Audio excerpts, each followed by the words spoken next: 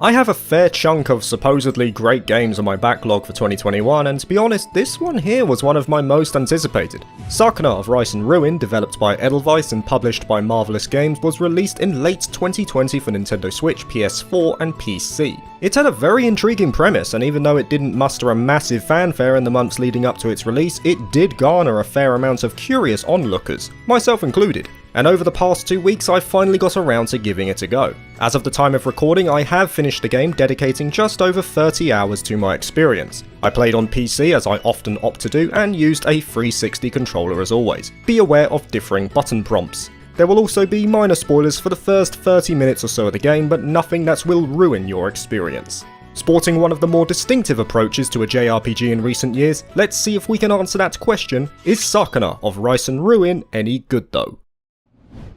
The game begins with a group of characters traversing a bridge in what seems to be a nebulous and detached realm. However, they're not alone, as they're set upon by a nefarious bandit who draws his sword and wastes no time in threatening their lives. And this guy means business. He's tall, lean, and ready to take some After dooming said bandit to God knows what fate, get it? Because she's a god? We're given a glimpse into the entitled and stress-free life of the harvest goddess Sakuna. And yes, she likes her sake, but don't worry, she's an adult. I hate this. I hate it. I hate it! I'll die if I leave the capital! Apparently. Unfortunately for her though, it seems that the aforementioned group of strays have managed to stumble into the abode of the gods, known as the Lofty Realm. And this is bad news for Sakuna, as she knows her carelessness, should it be discovered, will land her in some deep fertilizer. She gives chase, and from here the player is given control. Now the first half of gameplay that Sakuna presents is simple enough. It's a side-scrolling platformer with hack and slash combat. Sakuna can jump, unleash flurries of light and heavy attacks, and also use her trusty raiment to dodge enemy assaults, extend combos, or latch onto higher reaches. On top of that, as the game progresses, she'll get access to a wide array of skills that can be accessed via the B button, allowing the player to customize the style of combat they want. As far as ARPG-centric gameplay goes, it's fine. I will say it has a bit of a learning curve to it, as combos don't seamlessly meld together. There's more of an emphasis on directional input rather than straight up mashing the attack buttons. For example, you may want to get a few light swings in, follow it with an upward thrust to launch the enemy skyward, and then crash them down into the advancing horde for massive damage. It takes a bit of getting used to, but I can't deny it's very satisfying smashing demon bodies into one another. I'm a sadist, what can I say? Unfortunately though, there are times when it is frustrating, most notably against anything that flies. There's no way to focus on an enemy, meaning you'll be jumping around like a moron trying to get a hit at times. Now this is circumvented later on in the game as you get more powerful abilities, but I would have liked the option of some sort of lock-on so you don't get completely lost in the chaos. Compounding this issue is the fact that the enemy AI is stupid. It's pretty clear that all the demons have one setting embedded into them: beat the living shit out of Sakuna, and to hell with anything that gets in the way, like barricades, or lava, or deadly mushrooms. I also have to confess that even though the bosses you encounter in intervals throughout the game are one heck of a spectacle at times, they're not really anything special. They have simple enough attack patterns that repeat fairly often, and if I'm honest, the final boss was a big letdown. I expected something a bit more, well, more. So yeah, I can't deny there's the odd fault when it comes to the combat, but that's not all that you'll be doing in these admittedly well-crafted stages. There's some solid enough platforming to be had as well. As said before, Sakuna can jump and use her raiment to latch onto higher levels, and it's utilised decently. Every stage has a set number of objectives that will contribute to something called an exploration level, and the higher this goes, the more stages you unlock.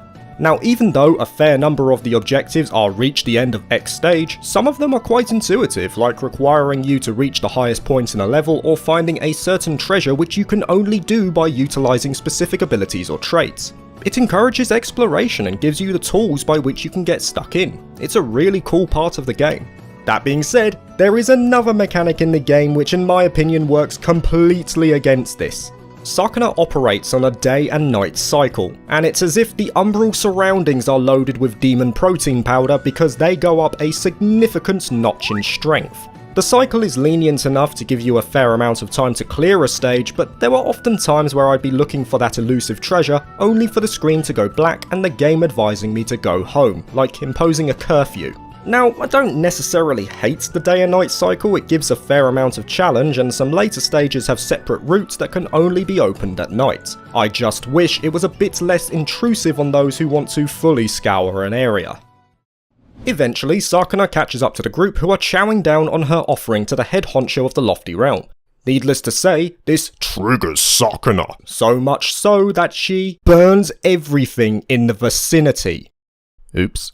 This faux pas incurs the attention and wrath of Lady Kamahitsuki, the aforementioned big boss. Now before we do carry on, can I just say how amazing this game looks? It is absolutely gorgeous, and it is one of the main reasons why I wanted to try it out. Graphics don't bother me too much when I actually get into the meat and bones of an experience, but it does influence me in even giving the game a go. And my goodness, Sakuna just nails the aesthetic. The character models are charming, the backgrounds are lush and diverse, the colours are vibrant and crisp, they demand your attention at every moment. It really does feel like you've been thrust into an ancient Japanese legend.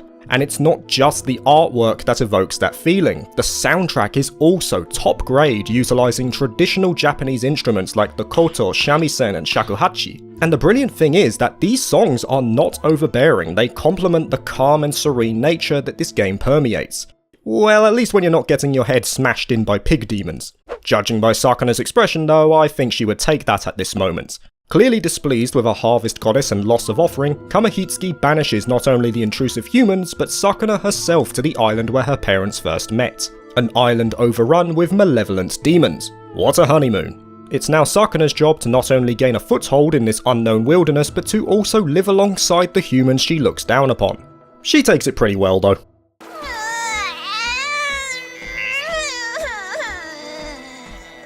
And the first step in doing that is finding a place to settle and survive. Recalling the location of her mother's previous abode, the group make their way to a picturesque house atop a mountain pass, where Sakuna is now forced to earn her name as a goddess of harvest, by growing rice. And this is easily the best part about the game. There's an extremely deep cultivation system on offer here which sees you growing your main source of food on a yearly cycle. It will start off relatively simple, giving you the means by which you can plant your first crop and giving you some basic instructions to get started. Maybe a little bit too basic. This is one reason why I go into a game as blind as possible, because I like to see if a game does a good job in explaining new concepts to the player.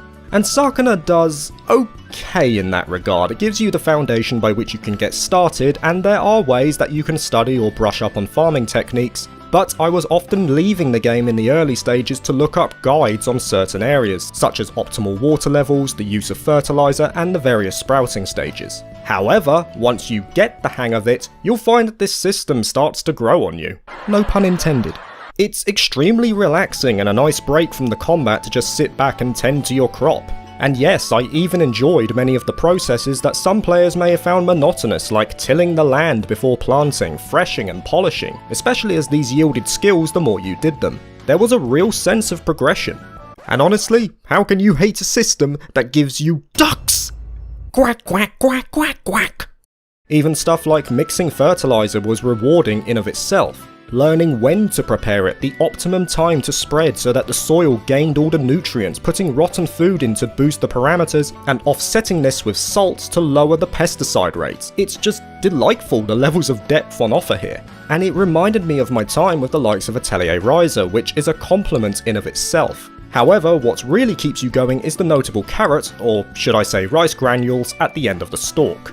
As you grow your crop, dependent on what techniques you use or what components you've mixed into your fertilizer spread, your rice will gradually improve in certain aspects. And these are very important for a simple reason. You see, Sakuna doesn't gain experience by killing enemies. Sure, she can get a wide array of materials on her journeys throughout the island and you can create stronger equipment, but they naturally all feed back to rice cultivation, and this is the only way that Sakuna can level up. When the harvest is complete and you've polished your rice to your desired grade, a results screen will show up detailing your success for the year, and the better you did, the stronger Sakuna becomes, with each parameter of your rice crop feeding into a certain stat.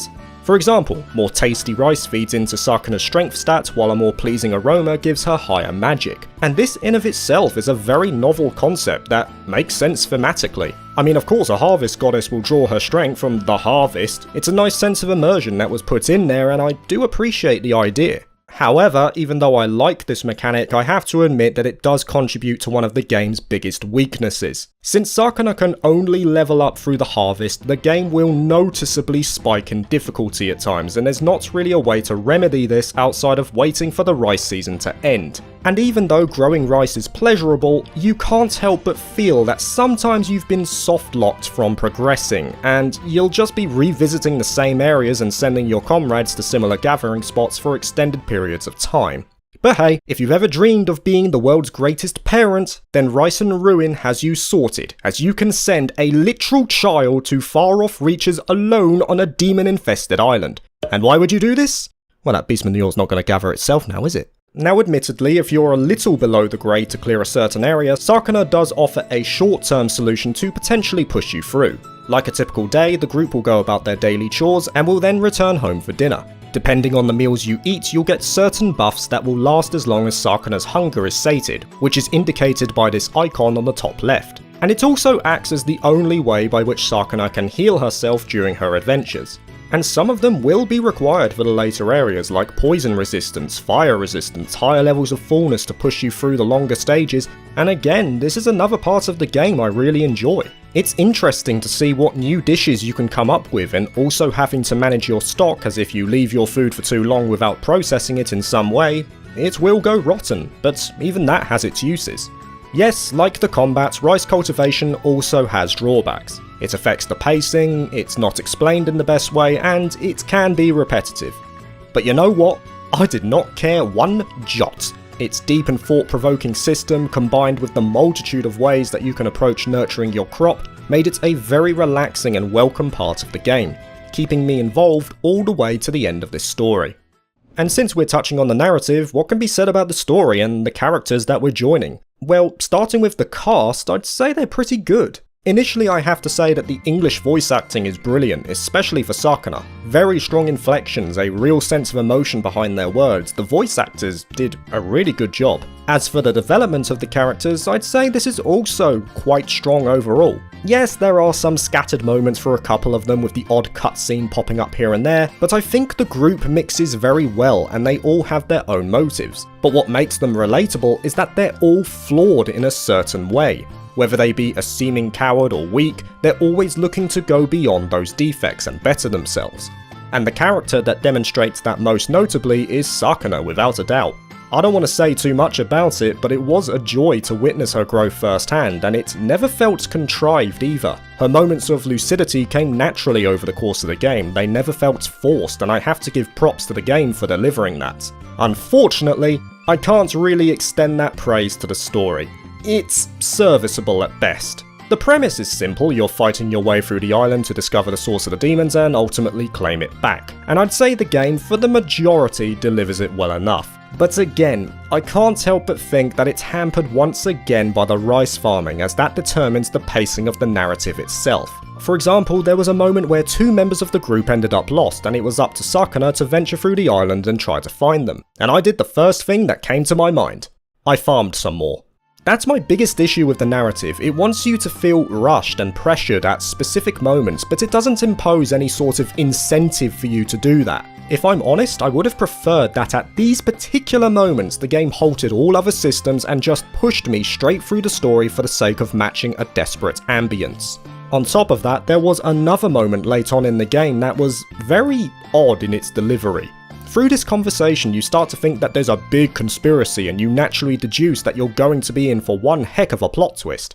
And I was like, yeah, give me that story. I was really looking forward to it. And then nothing happened. Yes, I know what they were going for. It's sequel bait. But the way it was conveyed to the player makes you think that something is going to occur near the apex of your journey. To be drawn in and immediately thrown out the proverbial door when you're expecting to be welcomed into Shock City, it was quite perturbing. No doubt this narrative has its strong points, but I just think that it needed a little tweaking in the delivery and the pacing departments. That would have made it so much better. But alas, we'll just have to see if Edelweiss can treat us to a follow-up adventure in the future. And since we are mentioning the developer, I would feel wrong if I didn't at least give them the spotlight for a moment. As said before, Sakuna was created by Edelweiss, who many viewers would probably have never heard of, including myself until I played the game, and that's because it is a very small team. How small? Well, Sakuna was developed by a team of 2 people. Yes, that's right, 2 people worked on the core concept of this game. And even though they had more development staff the further that Sakuna got into development, you have to respect them quite greatly for what they even managed to come up with such limited personnel.